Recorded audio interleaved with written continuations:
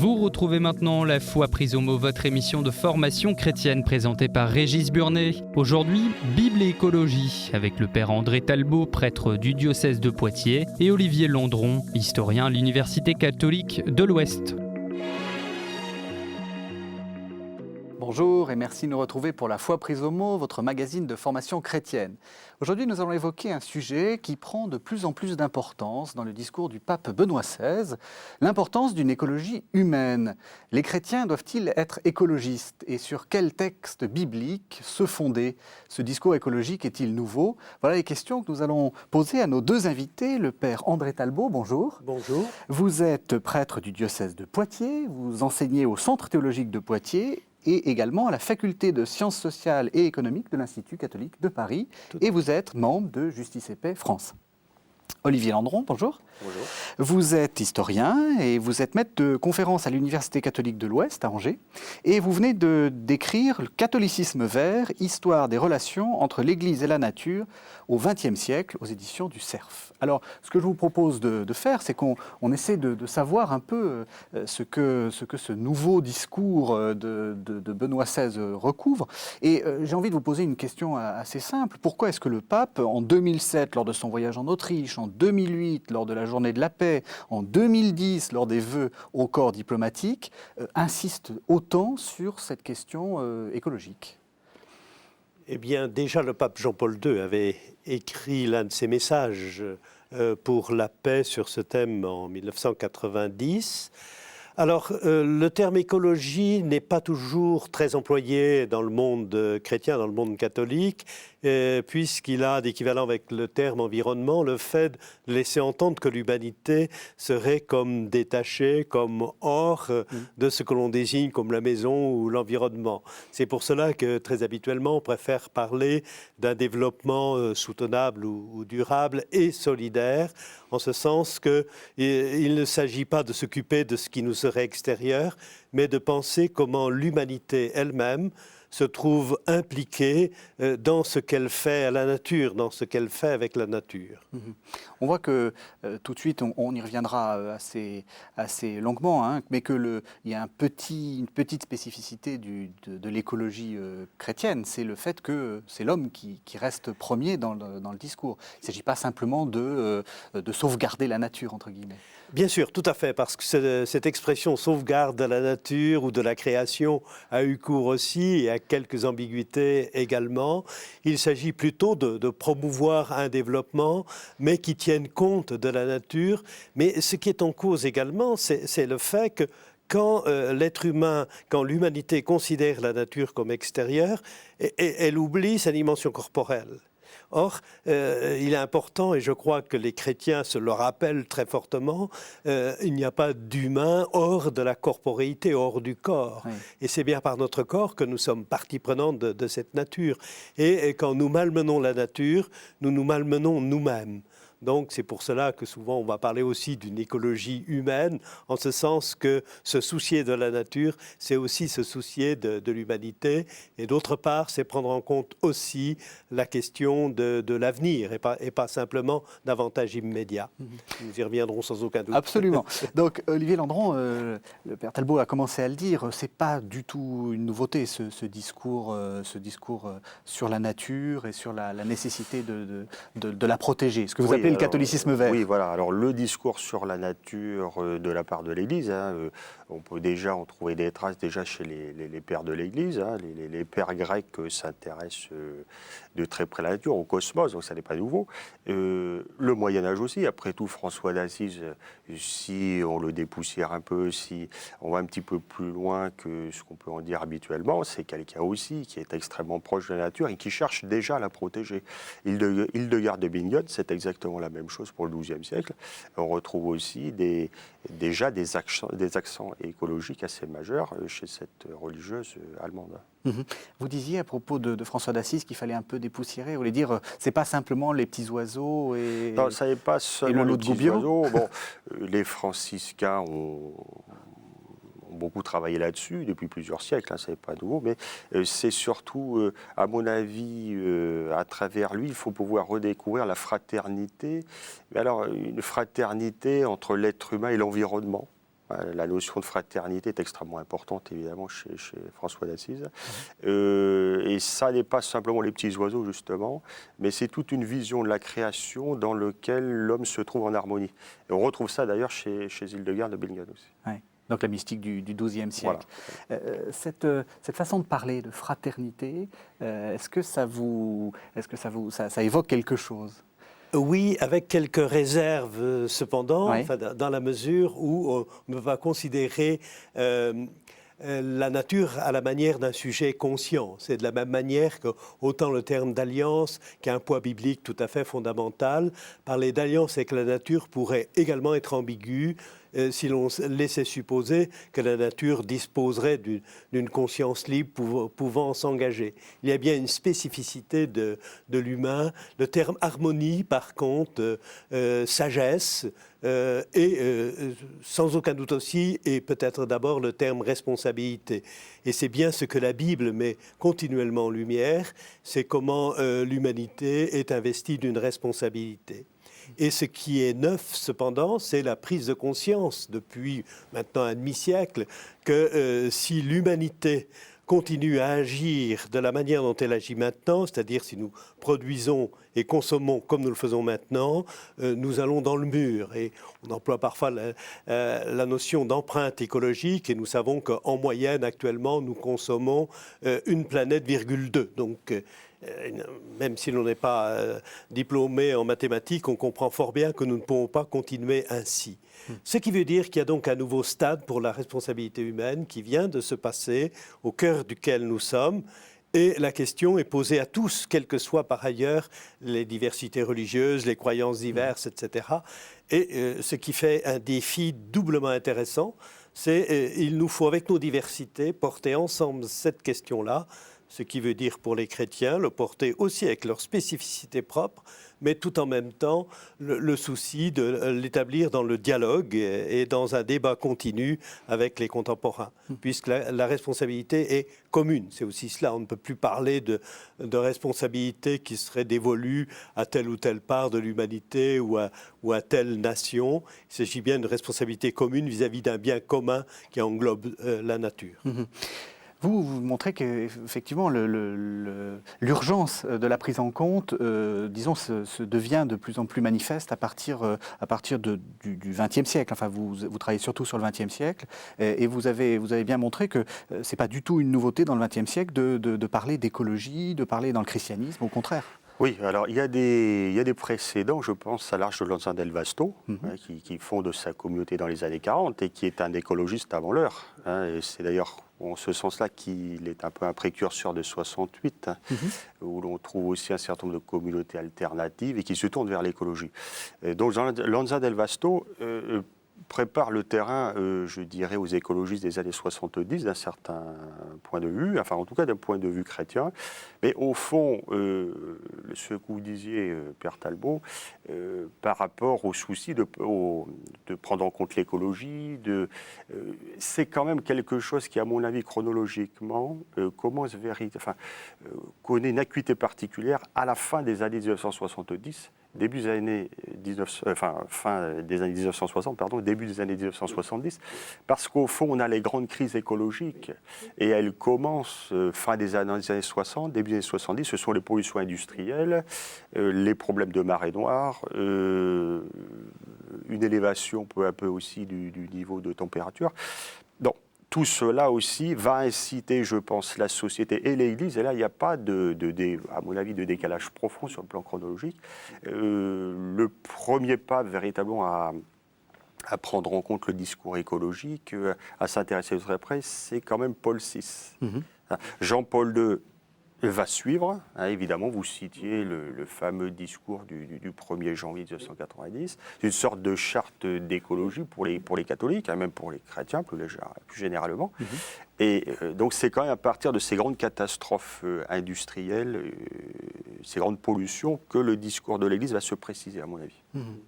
Et et au début des années 70, le rapport du Club de Rome, Oui. donc à la fois sur l'épuisement des ressources d'une part, et d'autre part aussi sur les pollutions qui parfois prennent des tours de catastrophe, mais les pollutions continuent. Ouais. Des prises de conscience donc très nettes au début des années 70. Alors, j'ai une question un peu naïve, pardonnez-moi, mais vous êtes à Justice et Paix, donc vous êtes bien au courant des choses. La situation est véritablement grave. Parce que c'est vrai qu'on a des discours quelquefois un peu divergents, on peut suspecter certains d'être de parti pris économique ou des choses comme ça. Franchement, c'est grave. Oui, tout à fait. Et nous venons d'avoir une séquence de travail dans le groupe de Justice et Paix, et c'est mon lieu de travail habituel, où des personnalités suivent ces questions-là et sont très inquiètes actuellement pour 2 raisons. La première, c'est en raison de la crise économique, on met sous le boisseau le souci de l'avenir de la planète. Ouais. Et deuxièmement, il y a comme une certaine usure qui semblerait à se faire dans l'opinion, et notamment les pouvoirs publics aujourd'hui reculent devant les décisions qui seraient urgentes à prendre. C'est-à-dire que là, l'enjeu, c'est que la société civile elle-même prenne les choses en main pour pousser les responsables politiques. Il y a sans doute aujourd'hui, alors que la situation est grave et s'aggrave continuellement, il y a sans aucun doute, pour différentes raisons, de la part des responsables politiques, une tendance à ne pas le voir, y compris aussi, on s'habitue à... on pense que l'on pourrait bien continuer comme l'on fait en triant un petit peu mieux ses déchets, ce qui serait ridicule. Enfin, c'est vraiment une question majeure et il nous faut reconsidérer d'abord, je crois aussi, nos manières de penser, nous interroger sur nos représentations de ce qu'est le bonheur humain. Il nous faut aller jusque-là. Sinon, nous serons toujours à essayer de trouver un petit rapport technique pour résoudre le problème, mais la question est trop importante. Il nous faut réinterroger et nos raisons de vivre et nos modes de vie. Si on ne fait rien, il se passe quoi ? Eh bien, nous allons vers une aggravation des conditions de vie et d'autre part, nous pourrions à terme aller jusqu'à une quasi-extinction aussi de la vie sur la planète. C'est-à-dire que nos générations ont fait une double prise de conscience avec l'armement atomique. C'est le fait que nous pouvons, sous le mode catastrophique, provoquer la fin de toute vie, ou à peu près toute vie sur la planète, ou nous pouvons, en continuant simplement à vivre comme nous vivons aujourd'hui, arriver, différer dans le temps, mais arriver à la même échéance. C'est-à-dire que, et là nous retrouvons un écho biblique, notamment dans le livre du Deutéronome, choisis la vie et non la mort, c'est la question d'aujourd'hui et qui n'est pas simplement pour les croyants, qui est pour tous. Bien, vous allez vous me préparer une transition toute faite puisque nous allons essayer de voir un peu sur quoi fonder cette écologie chrétienne. Et le titre de l'émission, c'est Bible et écologie. Donc on va essayer de regarder à partir de la Bible ce qu'on peut en dire et aussi essayer de voir ce qu'on peut faire. Donc je vous propose d'écouter le texte fondamental, hein, s'il en est un. C'est le premier chapitre de la Genèse, le moment de la création. Vous écoutez actuellement La Foi prise au mot, votre émission de formation chrétienne présentée par Régis Burnet. Aujourd'hui, Bible et écologie, avec le père André Talbot, prêtre du diocèse de Poitiers, et Olivier Landron, historien à l'Université catholique de l'Ouest. Dieu dit « Faisons l'homme à notre image, comme notre ressemblance, et qu'il domine sur les poissons de la mer, les oiseaux du ciel, les bestiaux, toutes les bêtes sauvages, et toutes les bestioles qui rampent sur la terre. Dieu créa l'homme à son image. À l'image de Dieu, il le créa. Hommes et femmes, il les créa. Dieu les bénit et leur dit « Soyez féconds, multipliez, emplissez la terre et soumettez-la. Dominez sur les poissons de la mer, les oiseaux du ciel et tous les animaux qui rampent sur la terre. » Dieu dit « Je vous donne toutes les herbes portant semence, qui sont sur toute la surface de la terre, et tous les arbres qui ont des fruits portant semence. Ce sera votre nourriture. À toutes les bêtes sauvages, à tous les oiseaux du ciel, à tout ce qui rampe sur la terre et qui est animé de vie, je donne pour nourriture toute la verdure des plantes. Il en fut ainsi. Dieu vit tout ce qu'il avait fait. Cela était très bon. Il y eut un soir, et il y eut un matin, 6e jour.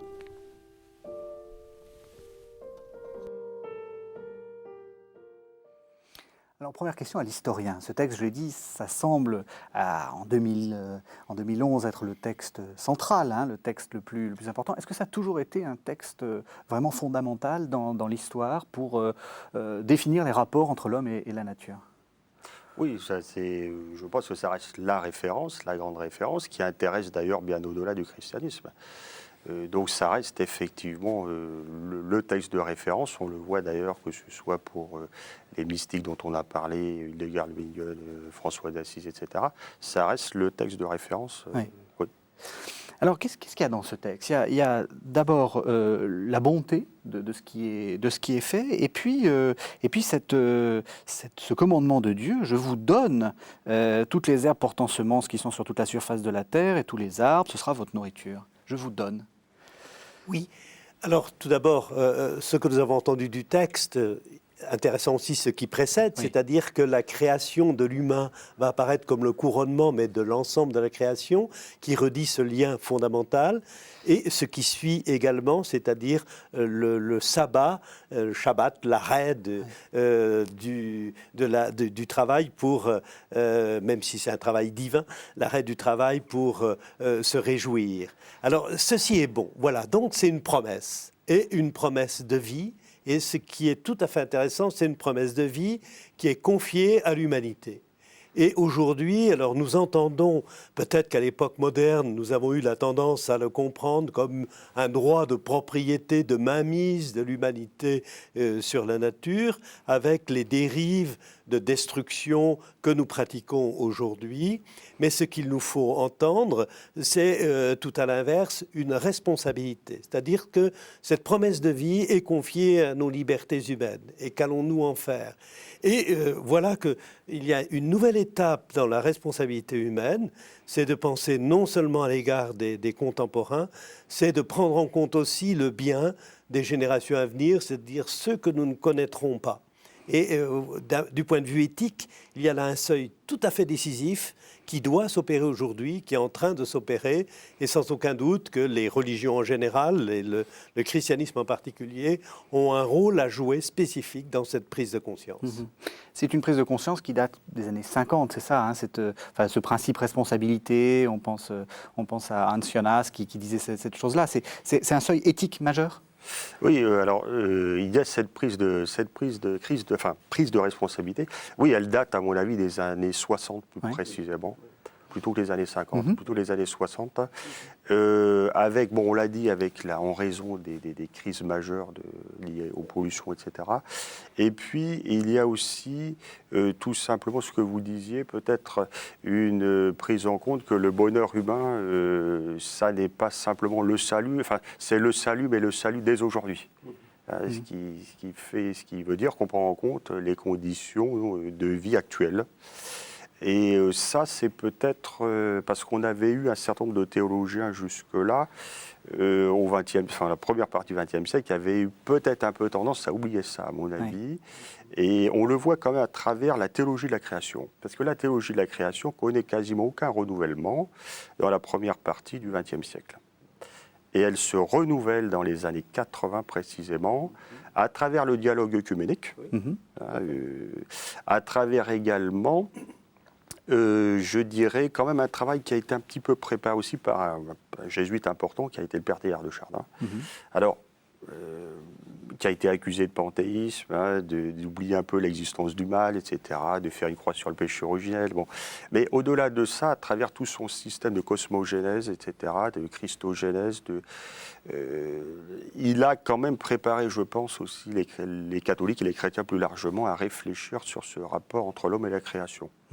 Vous avez dit le salut se fait maintenant. Qu'est-ce que vous vouliez dire ? C'est-à-dire que autrefois on avait tendance à dire il faut préparer notre ciel, mais finalement c'est notre ciel qui est important. Cette tendance-là. Ouais. Oui, me semble. Et là, on n'est plus dans ce genre de... On n'est plus, il me semble, le Concile Vatican II a joué un rôle de ce point de vue-là. Oui. On s'ancre davantage dans la réalité, dans l'actualité. Oui. Et le salut aussi à la lecture des évangiles notamment, et qui va concerner les enjeux de vie les plus concrets. Jésus qui guérit les boiteux, qui remet dans la vie commune ceux qui en étaient rejetés, etc. Et aujourd'hui, entendre la proclamation de Jésus-Christ sauveur et sauveur du monde, oui, c'est entendre à nouveau frais cette promesse de vie, et cette promesse de vie qui nous est confiée, qui est confiée aujourd'hui à notre responsabilité. Alors on ne va pas reprocher à ceux qui vivaient au début du XXe siècle de ne pas avoir cette prise de conscience, puisque de fait les ravages que nous évoquons sont plutôt de la deuxième partie du XXe siècle. Mais aujourd'hui, pour des chrétiens, ne pas prendre en compte, en confessant Jésus-Christ Sauveur, cette dimension de leur responsabilité aurait quelque chose d'incorrect. Enfin, ce ne serait pas recevoir la bonne nouvelle pour ce qu'elle est. Est-ce que je peux aller jusqu'au bout en étant un peu provocateur ? C'est péché ? C'est un péché ? Bien sûr, le péché, c'est de refuser le don de Dieu. Et vous évoquiez vous-même que dans le récit de création, c'est la grâce d'un don, la beauté de la grâce d'un don qui nous est offert pour que nous-mêmes nous en soyons les bénéficiaires, mais que nous en soyons les responsables pour permettre aussi que ceux qui viendront après nous puissent bénéficier de ce don. Et le péché, c'est refuser le don de Dieu, c'est refuser l'amour de Dieu, puisqu'aussi toute la Bible résonne du fait que Dieu créateur, Dieu crée par amour. Et qu'allons-nous faire de ce don qui nous est donné gracieusement ? Est-ce que nous allons le détruire à la manière d'un gamin qui casse son jouet ? Ou est-ce que nous allons faire en sorte qu'il puisse être don pour ceux qui viendront après nous ? Alors, on va entendre un deuxième texte qui est moins connu, mais qui je pense, est aussi très important. Vous évoquiez le sabbat de Dieu. Et bien, il y a, dans la Bible, dans le livre du Lévitique, au chapitre 25, il y a aussi la mention d'un sabbat pour l'homme, et y compris un sabbat pour les cultures. Donc, on va entendre ce texte qui est un peu long. Et Yahvé parla à Moïse sur le mont Sinaï. Il dit : « Parle aux Israélites, tu leur diras : lorsque vous entrerez au pays que je vous donne, la terre chômera un sabbat pour Yahvé. Pendant 6 ans, tu ensemenceras ton champ. Pendant 6 ans, tu tailleras ta vigne et tu en récolteras les produits. Mais en la 7e année, la terre aura son repos sabbatique, un sabbat pour Yahvé. Tu n'ensemenceras pas ton champ et tu ne tailleras pas ta vigne. Tu ne moissonneras pas tes épis qui ne seront pas mis en gerbe. Et tu ne vendangeras pas tes raisins qui ne seront pas émondés. Ce sera pour la terre une année de repos. Le sabbat même de la terre vous nourrira, toi, ton serviteur, ta servante, ton journalier, ton hôte, bref, ceux qui résident chez toi. À ton bétail aussi et aux bêtes de ton pays, tous ces produits serviront de nourriture. Vous mettrez en pratique mes lois et mes coutumes. Vous les garderez pour les mettre en pratique, et ainsi vous habiterez dans le pays en sécurité. La terre donnera son fruit, vous mangerez à satiété, et vous habiterez en sécurité. Pour le cas où vous diriez : que mangerons-nous en cette 7e année si nous n'ensemençons pas et ne récoltons pas nos produits ? J'ai prescrit en ma bénédiction de vous être acquise la 6e année, en sorte qu'elle assure des produits pour 3 ans. Quand vous sèmerez la 8e année, vous pourrez encore manger des produits anciens jusqu'à la 9e année. Jusqu'à ce que viennent les produits de cette année-là, vous mangerez des anciens. La terre ne sera pas vendue avec perte de tout droit, car la terre m'appartient, et vous n'êtes pour moi que des étrangers et des hôtes.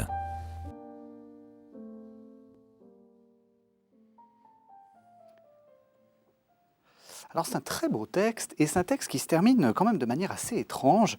La terre m'appartient, et vous n'êtes pour moi que des étrangers et des hôtes. Donc on n'est pas comme maître et possesseur de la nature, comme disait Descartes. On n'a pas cette possession, on n'est pas les propriétaires de cette planète.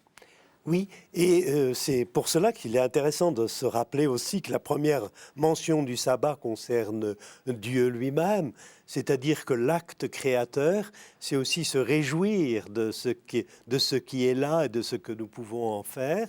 Et ce qui est tout à fait intéressant dans le texte que nous venons d'entendre, c'est qu'il est question finalement de liberté.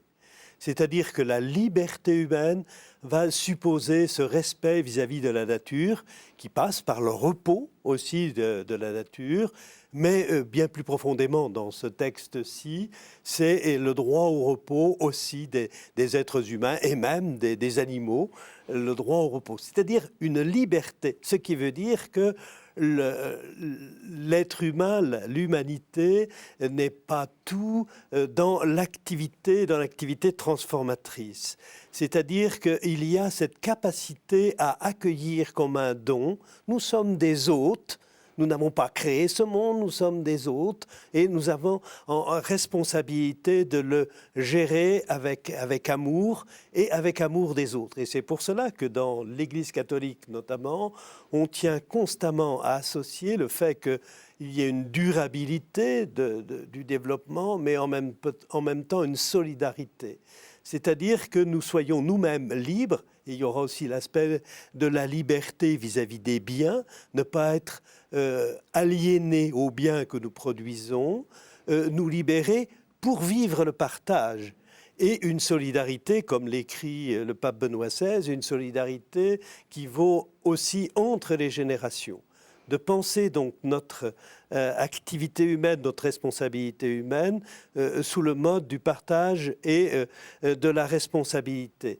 Ce qui est loin d'une image moderne qui consistait à penser que le bonheur se résolvait à la possession des biens et sous le mode individuel. C'est-à-dire que le bonheur est sans doute d'abord dans la qualité de la relation, dans la qualité de la solidarité, si nous prenons un terme plus général, et en termes bibliques, dans la qualité de l'alliance que nous allons vivre, et pour des chrétiens, alliance avec Dieu et alliance avec les frères et sœurs.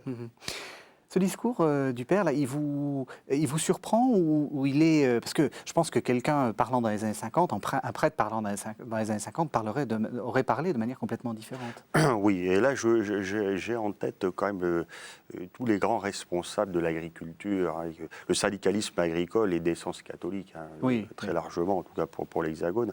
Et au fond, on n'est pas dans ce discours-là à l'époque. Hein, dans les années, jusqu'aux années 50, voire début des années 60, on est dans une agriculture, par exemple, productiviste, et la terre est vue comme un outil de travail, beaucoup plus comme un objet de contemplation pour le monde agricole. Mais ça s'explique, hein, ça n'est pas critique spécifique de ma part, ça s'explique par le fait que dans l'après-guerre, il faut produire, il y a des risques de famine, et donc il y a une certaine logique à cela. Voilà. Maintenant, on en a peut-être oublié ce que rappelait le Père Jousse, hein, ce célèbre jésuite qui s'est beaucoup intéressé au rythme, hein, dans la nature, comment apprendre en contact avec la nature. On en a oublié peut-être une part de contemplation, ce qu'on redécouvrira plus tard, plutôt dans les années 80, à mon avis. Est-ce que, alors c'est pas le but de l'historien de faire des critiques, mais est-ce qu'on peut dater à partir de quel moment on a dérapé l'humanité au niveau de l'écologie? Est-ce qu'on sait, vous parlez de l'après-guerre, est-ce qu'on est resté sur ce rythme de l'après-guerre qui était normal, il fallait reconstruire? Est-ce qu'on est resté sur ce rythme sans se rendre compte que ça y est, c'était construit et qu'il fallait peut-être un peu baisser notre rythme? Ou est-ce que c'est ailleurs qu'on est parti sur une voie qui était vraiment une voie de garage? Oui. Ouais, je pense que, on a parlé des activités industrielles, mais ça date finalement, la révolution industrielle, c'est le 19e siècle, hein, donc ça n'est pas d'aujourd'hui non plus. Ouais. Mais je pense aussi que ce qui se produit depuis le début du 20e siècle, c'est aussi l'urbanisation qui va avec, mais l'urbanisation peut se développer indépendamment de l'industrie aussi. Oui. Et là-dessus, on aurait des progrès à faire aujourd'hui, puisqu'on voit l'étalement des villes dont on parle de faire des ceintures vertes, etc., autour des grandes villes françaises, mais je ne suis pas certain, malheureusement, que les responsables politiques fassent tout ce qu'il faut dans le domaine. Et c'est assez dramatique de ne pas maintenir aujourd'hui des espaces verts, ne serait-ce que pour les agriculteurs, mais aussi tout simplement pour les loisirs, tout simplement pour vivre mieux.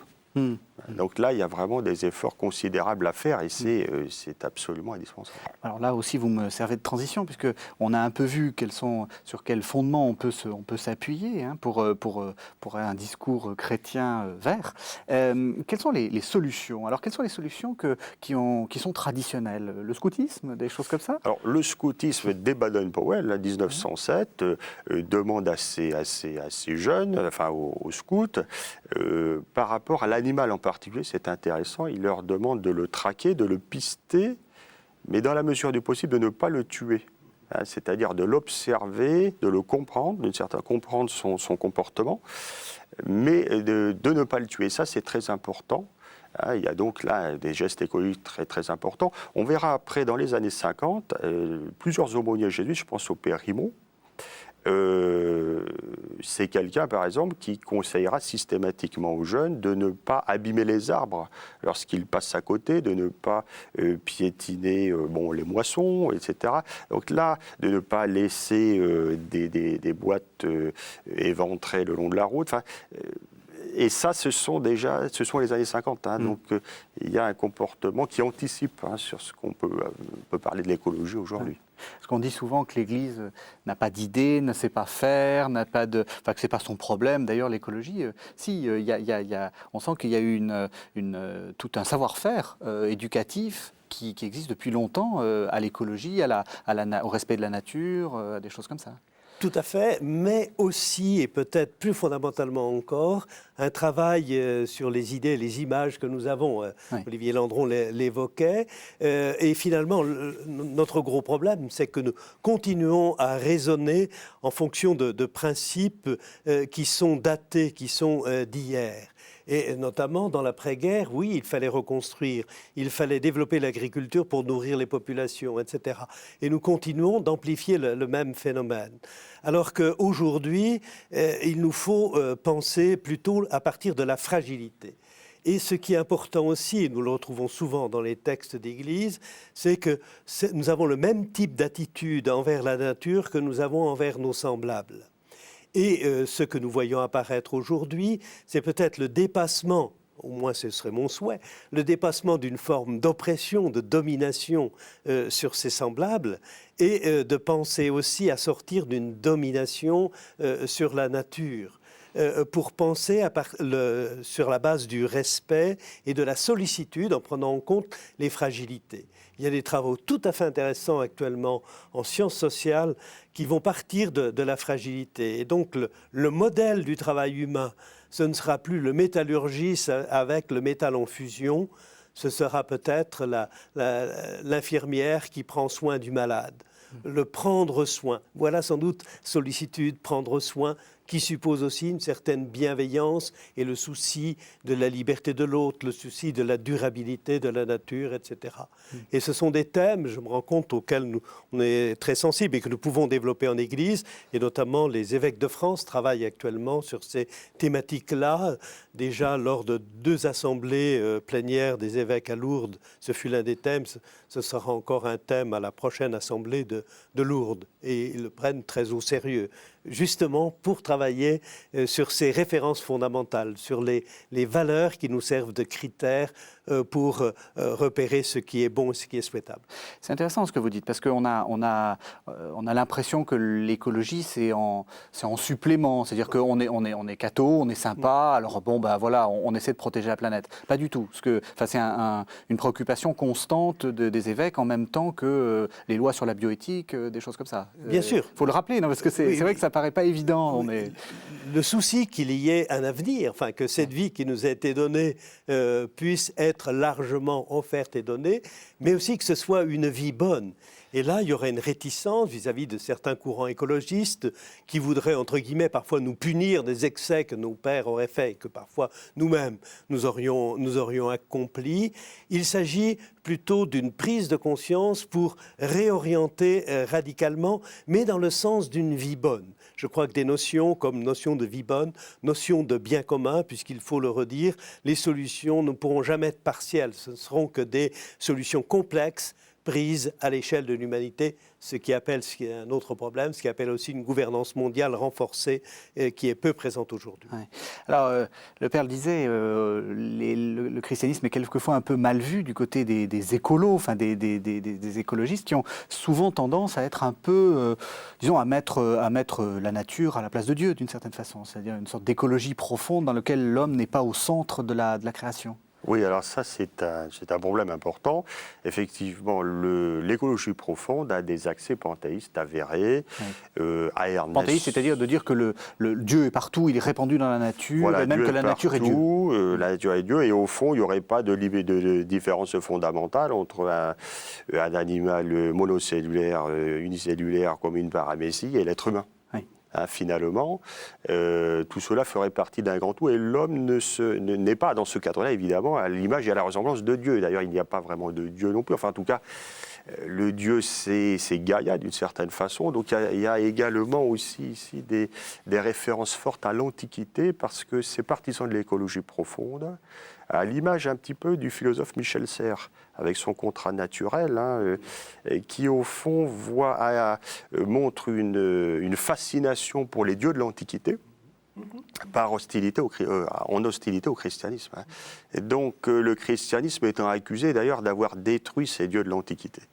Et donc il y a chez ces partisans de l'écologie profonde une fascination pour le panthéisme, pour certaines religions orientales également, et puis aussi évidemment pour, je dirais, ce qu'on a appelé aussi l'écosophie, une sagesse issue de la nature, mais qui se situe dans un cadre païen de toute façon. Oui, d'accord. Alors maintenant, soyons un peu concrets. Concrètement, qu'est-ce que les évêques proposent? Qu'est-ce que vous, à Justice CP, et puis dans votre réflexion personnelle, qu'est-ce que vous proposez concrètement pour, vous avez dit, le tri des déchets, ça ne suffit pas. Qu'est-ce qu'il faut faire? Alors, tout d'abord... Il faut déjà trier ses déchets. Oui, bien sûr, et bien d'autres choses encore. Ouais. Alors, s'interroger sur l'ensemble de nos comportements, et le faire ensemble également, puisque un autre trait parfois des écologistes profonds, c'est certains seraient prêts à passer par des pouvoirs politiques autoritaires pour imposer les changements qui ne pourraient pas être faits par les populations elles-mêmes. Il y a un peu faut bien le dire, il y a un peu de communisme ou de marxisme quelquefois dans les mouvements écologiques. Enfin, disons que les anciens marxistes se sont quelquefois un peu recyclés, on a vu ça. Non, vous n'êtes pas d'accord? Pour certains, mais il y a aussi d'autres filiations qui seraient plutôt des archaïsmes, mais qui aussi sont sous le mode autoritaire. Oui. Et donc, nous pensons que c'est au contraire un beau défi pour une démocratie plus avancée, une démocratie sociétale et non pas simplement de coups médiatiques. Oui. Alors, voilà l'un des éléments. L'autre élément, ce sont donc les mobilisations de l'ensemble des populations et aussi des professions. Et là, il y a aussi de belles avancées qui se sont faites. On mésestime souvent le travail important fait notamment par les collectivités publiques et les collectivités locales, qui parfois sont en avance sur l'État, fait également dans un bon nombre d'entreprises où ce souci de protection de l'environnement, comme ils disent, est très présent dans leurs modalités. Par contre, un des points auxquels il faut vraiment que nous fassions très attention, c'est ce qui a trait au déplacement. C'est sans doute là où il va y avoir des changements importants à faire et de manière urgente. Aujourd'hui, nous sommes vraiment dans un monde un peu fou avec les camions qui parcourent les routes, alors que nous pourrions avoir des modalités de production et de mise à disposition beaucoup plus économes.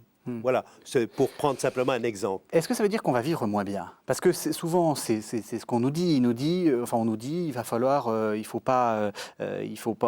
va pas, le progrès, enfin tout ce qui est de l'ordre de l'amélioration de la productivité, des choses comme ça. Il faut y renoncer. Il faut penser bien une sorte peut-être de recul, de retour en arrière.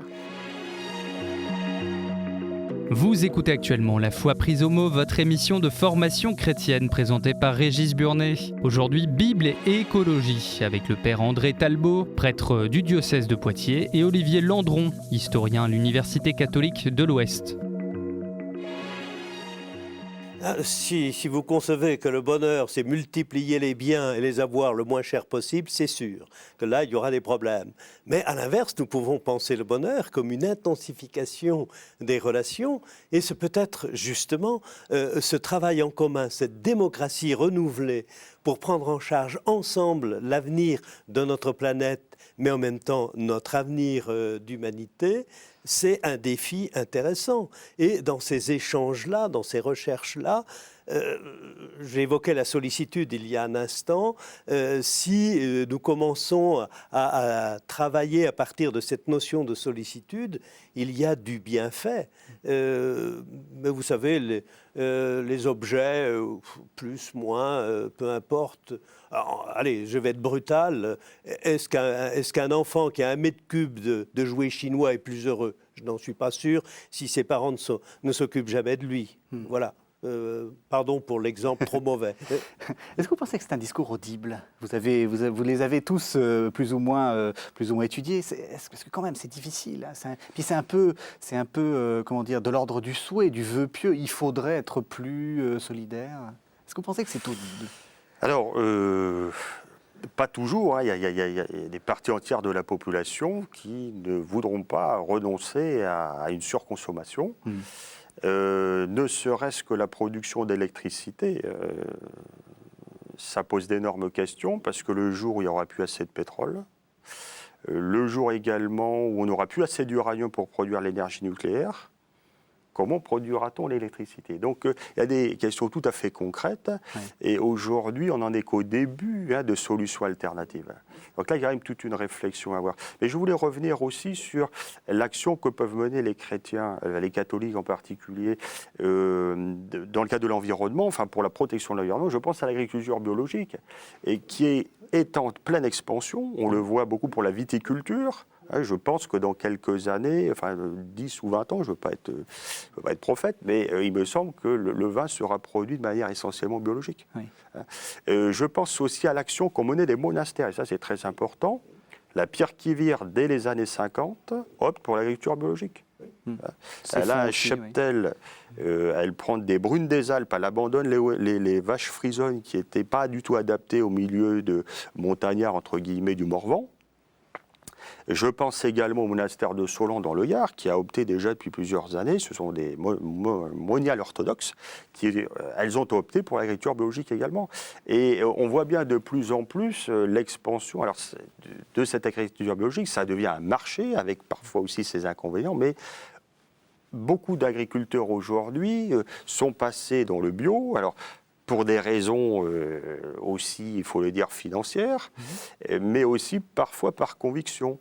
Et là, on a quand même des mouvements en France, je pense aux actions menées par le CCFD, des actions menées également par des associations, des revues comme Terre et Foi, ou des associations comme les Journées Paysannes, et d'autres, quelles que soient d'ailleurs les tendances ecclésiales, et qui sont convaincus de l'importance de cette agriculture biologique.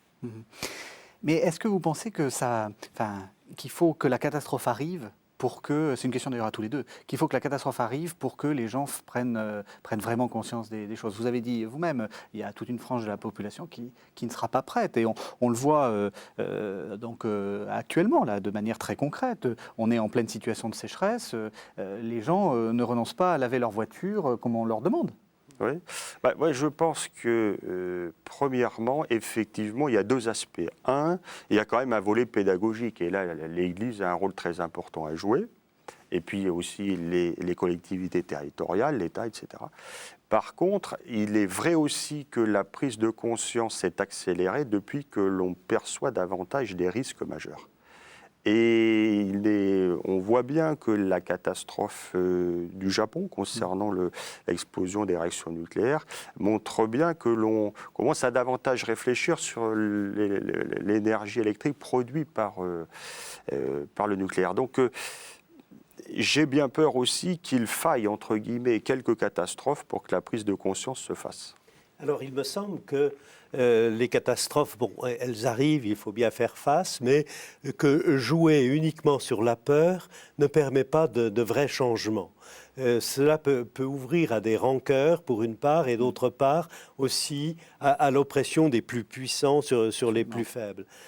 Donc c'est de développer d'autres opportunités, d'autres manières de vivre. Et Olivier évoquait par exemple l'agriculture biologique, mais c'est aussi la consommation de proximité avec les paniers de légumes. Il y a des associations très dynamiques qui se répandent. Voilà, c'est qu'il y ait des alternatives positives. Et notamment, nous évoquions les déplacements. Sans doute, nous serons amenés à diminuer nos déplacements, mais nous pouvons intensifier des relations de proximité. Et peut-être aussi penser plus à nos voisins, voilà, etc. Mais il me semble qu'il nous faut constamment, sans être non plus dans une naïveté angélique, mais il nous faut, sans fermer les yeux sur les risques majeurs, et disons bien là que nous sommes tout de même dans un temps très difficile, il faut le redire, mais cultivons les alternatives dans le sens d'autres modes de vie, mais qui sont des modes de vie heureux, et non pas nous punir du mal qu'on aurait fait ou je ne sais quoi encore. Est-ce que vous pensez que l'Église doit être plus claire dans ses messages, qu'il faut faire passer la consigne aux prêtres, de dire clairement, en chair, si j'ose dire, eh bien, c'est mal de faire tel acte contre la planète, c'est mal de faire telle chose. Est-ce que vous pensez qu'il faut refaire un peu recycler un peu les prêtres, c'est très à la mode pour l'écologie, sur ces thématiques-là? Est-ce que vous pensez que c'est important? Alors, il y a aujourd'hui, et nous sommes souvent sollicités en Église, une très grande réflexion. Deuxièmement, je crois qu'il est plus cohérent que cela parte, et c'était heureux que nous parlions des mouvements, etc. C'est-à-dire que ce soit dans des échanges. Je ne crois pas beaucoup au discours autoritaire sur l'affaire, même venant d'un curé dans sa prédication. Ça risquerait fort d'être contre-productif. Ouais. Et ce n'est peut-être pas immédiatement le lieu non plus de ce type d'interrogation-là. C'est plutôt les prises de conscience communes, mais en même temps, souvenons-nous aussi, pour les mouvements chrétiens, pour les communautés chrétiennes, de mener des réflexions tout à fait sérieuses sur les économies d'énergie, sur une diminution des déplacements, etc. etc. C'est-à-dire, les chrétiens ne sont pas simplement chargés de délivrer des beaux messages, ils ont aussi à travailler, il y a l'agenda 21 dans les collectivités publiques, faire l'équivalent des agendas 21, que va-t-on faire pour diminuer l'emprise sur la planète? Alors, vous posez la question disons, du rôle du chrétien dans la politique. Est-ce qu'il faut s'engager? Quelle est la position? Alors, l'Église ne fait pas de politique, mais quelle est la position de l'Église vis-à-vis, par exemple, des mouvements écologistes, est-ce que pour vous, ce sont des partenaires? Quelle est leur place? L'Église a toujours promu, pour des raisons diverses, l'historien le dirait, mais a toujours promu l'engagement des chrétiens dans la cité, notamment l'engagement politique. Et notamment, l'accent étant mis très fortement au service du bien commun, c'est-à-dire non pas pour la défense d'intérêts particuliers, c'est parfois ce qui gangrène la vie politique, c'est soit un détour idéologique très, très restreint, trop clos, ou la recherche d'intérêts particuliers, alors que le propre du politique, c'est justement de servir l'intérêt général, plus largement aussi le bien commun, et désormais, c'est Jean 23 qui l'a écrit il y a bien longtemps déjà, un bien commun qui est à l'échelle universelle, que nous ne pouvons plus penser de manière trop sectorisée. Est-ce que, oui. De ce point de vue-là, il faudrait rappeler l'action des centristes, du CDS, donc de la démocratie chrétienne, en faveur de la préservation de l'environnement. Dès la fin des années 1970, non simplement en France, mais au niveau européen aussi, c'est-à-dire la défense de l'agriculture biologique, mais la défense aussi plus largement de l'environnement. Et là, il y a eu des actions très importantes qui sont malheureusement passées sous silence. Et je pense à Pierre Méhaignerie, etc., et d'autres responsables du CDS qui ont été tout à fait actifs à la fin des années 70, début des années 80. Je pense aussi à André Diligent, responsable, a été un grand responsable du CDS et qui a aidé à ce qu'il y ait une meilleure prise en compte de l'écologie dans la société en général, mais cette démocratie chrétienne, en tant que aussi formée de croyants, a agi dans ce sens-là également. Alors nous arrivons à la fin de notre émission. Alors je vais vous poser une question. Vous voulez dire Oui, je voulais juste compléter en disant que l'ampleur du problème, d'une part, et d'autre part, le type de solution qui, je pense, appelle et suppose une amplification de la voie démocratique, suppose de s'atteler, qu'il y ait une ouverture des différents courants et que le débat s'amplifie sur ces questions-là, et un débat qui soit un débat en raison et non pas simplement des invectives.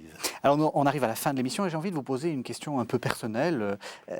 Qu'est-ce que vous conseilleriez à quelqu'un qui se dit bon, j'ai écouté cette émission, j'ai envie de faire quelque chose, petite chose concrète, enfin quelque chose qui vous parle vous. Quel est le conseil que vous donneriez à quelqu'un qui veut devenir un peu écolo?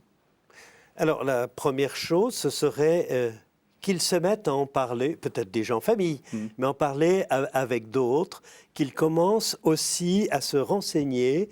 Et aujourd'hui, il y a de multiples moyens pour connaître la situation, les problèmes qui sont posés, les alternatives qui peuvent exister. Et déjà, commencer aussi des alternatives. Ça peut être, par exemple, avant d'entreprendre tel voyage en avion, s'interroger, est-ce qu'il est vraiment utile ou pas?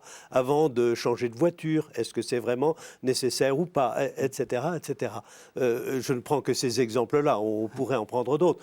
Comment vais-je acheter les produits? Est-ce que ce sera forcément le moins cher? Ou est-ce que je vais aussi arbitrer parfois du côté de la proximité? On pourrait multiplier les exemples. Mais surtout, en parler, voilà. Et vous? Moi, je propose deux choses. La première, c'est un engagement dans une association qui lutte pour la préservation de l'environnement. Et la deuxième est toute simple. Ça suppose d'avoir un minimum de terrain, mais tout simplement de faire un jardin potager. Vous en faites, c'est très un jardin de curé. Voilà, et en utilisant les méthodes les plus naturelles possibles, en limitant les pesticides, en travaillant une bonne utilisation de l'eau. Et ça, c'est un très bon moyen d'être sensibilisé, à mon avis, à la question de l'écologie. Eh bien, c'est deux excellents conseils. Alors, d'autres conseils, c'est des conseils de lecture. Je rappelle votre livre. Donc, c'est Le catholicisme vert, histoire des relations entre l'Église et la nature au XXe siècle. Et donc, vous faites en gros une histoire de ce qu'on a fait, la fin de ce que vous nous avez fait. Aux éditions Bayard vient de paraître Oser un nouveau développement. Et vous êtes un peu à l'origine avec d'autres de ce livre. Donc, c'est un peu les solutions que vous proposé, hein. C'est une manière de réfléchir. C'est Justice et Paix qui est à l'origine de ça? Justice et Paix, tout à fait. C'est un travail en commun et nous y tenons beaucoup avec différentes compétences disciplinaires qui se conjuguent. Et puis, l'Université catholique de l'Ouest avait organisé il y a quelques années, c'est ça, un colloque en 2008 que l'on peut retrouver chez Parole et Silence, qui s'appelait Écologie et création et qui était dirigé par Monseigneur Marc Stinger. Voilà, donc, on retrouvera de nombreuses contributions, dont la vôtre, je crois. Mais écoutez, merci à tous les deux. C'était vraiment une très bonne pédagogie. Je crois que, comme vous dites, les choses sont urgentes et il faut absolument que tout le monde s'engage. Merci de nous avoir suivis et à la semaine prochaine.